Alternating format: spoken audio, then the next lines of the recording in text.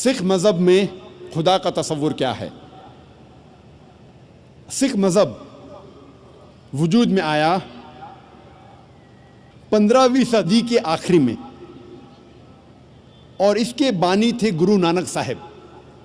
और ये शुरू हुआ एक ऐसे इलाके में जो 5 नदियों का इलाका था और कहा जाता था पंजाब, जो मौजूद है पाकिस्तान और नॉर्थ वेस्ट इंडिया में।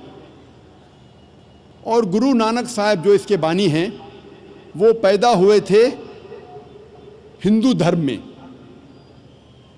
और उनका कास्ट था क्षत्रिय कास्ट,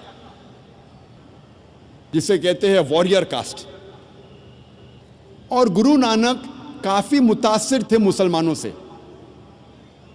ये सिख मज़हब तादाद में दुनिया में 6 नंबर पे आता है और कई विद्वान कहते हैं कि ये सिखिज़्म, सिख मज़हब एक हिंदू मज़हब की शाख है। और सिखिज़्म, सिख मज़हब आता है लफ्ज़ शिष्या से, जिसके मानी है स्टूडेंट, फॉलोअर, डिसाइपल, जिसके मानी है तालिब, जिसके मानी है मानने वाला। और ये सिख मज़हब 10 गुरुओं का मज़हब है। सबसे पहले गुरु जो बानी है गुरु नानक साहब और 10वें गुरु है गुरु गोबिंद साहब।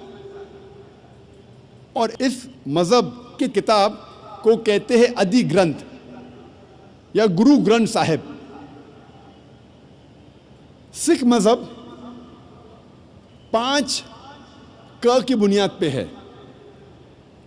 सबसे पहला क है केश, अनकट हेयर, बाल नहीं काटना चाहिए। दूसरा क है कंगा यानी कंगी, जिससे बाल साफ किया जा सकता है। तीसरा क है कड़ा, मेटल ब्रेसलेट, मेटल का कड़ा। चौथा का है किरपान, डैगर, चाकू, जो अपनी हिफाजत की रखना चाहिए। और 5वां क है कचा, जिसे कहते हैं लॉन्ग अंडरड्रॉ। ये 5 क हर सिख को इसका पालन करना चाहिए।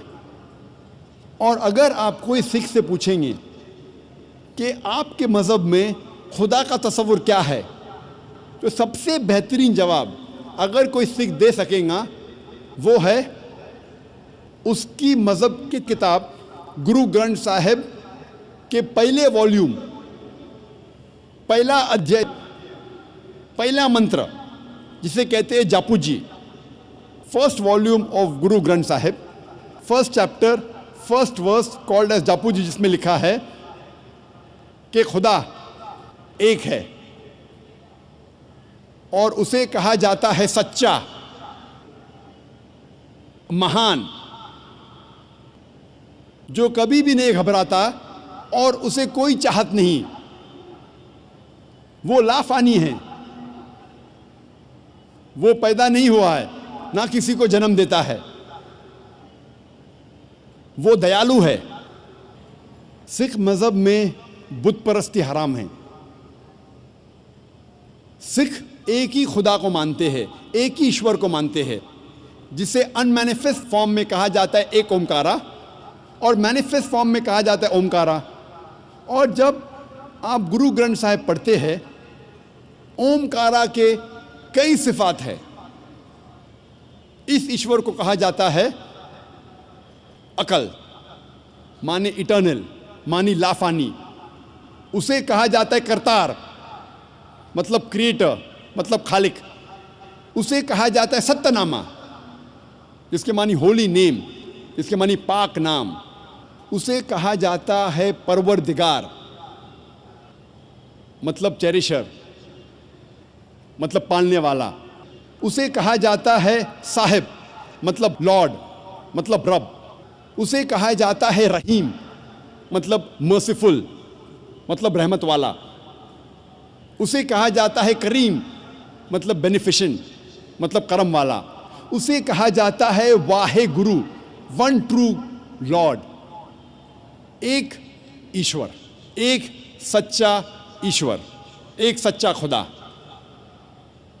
सिख मज़हब में बुत परस्ती हराम है और सिख मज़हब में अवतार वदा का भी फ़लसफ़ा नहीं है कि खुदा अवतार लेते हैं इंसान बनते, ये फ़लसफ़ा नहीं है। और गुरु नानक साहब वो काफ़ी मुतासिर थे संत कबीर से, इसीलिए गुरु ग्रंथ साहिब में कई संत कबीर के दोहे हैं। और मुझे याद है जब मैं स्कूल में था तो एक मशहूर दोहा संत कबीर का था, दुख में सुमिर न सब करे, सुख में करे न कोई, जो सुख में सुमिर न करे तो दुख काय होए। इसके मानी कि दुख में ईश्वर खुदा की इबादत सब लोग करते हैं, लेकिन सुख में ईश्वर और खुदा की इबादत नहीं करते। जो इंसान सुख में ईश्वर और खुदा की इबादत करता है उसको दुख कभी भी नहीं होगा। यही लिखा है कुरान मजीद में, सूरह अज़्ज़ुमर में, सूरा नंबर 39 आयत नंबर 8 में, कि जब इंसान को तकलीफ़ आती है तो रब से दुआ करता है, अल्लाह सुब्हानहू व तआला से दुआ करता है। लेकिन जब अल्लाह सुब्हानहू व तआला उसकी तकलीफ़ को दूर करता है तो इंसान रब को भूल जाता है और रब के साथ दूसरे को शरीक करता है। जब हम सिख मज़हब की किताबों का मुताला करते हैं तो हमें पता चलता है कि सिख मज़हब में भी लिखा है कि खुदा एक है, ईश्वर एक है और सिर्फ उसकी इबादत करना चाहिए, और उस ईश्वर की, उस खुदा की कोई मूर्ति नहीं, कोई बुत नहीं, और सिर्फ उस ईश्वर की इबादत करना चाहिए। अब हम तज़किरा करेंगे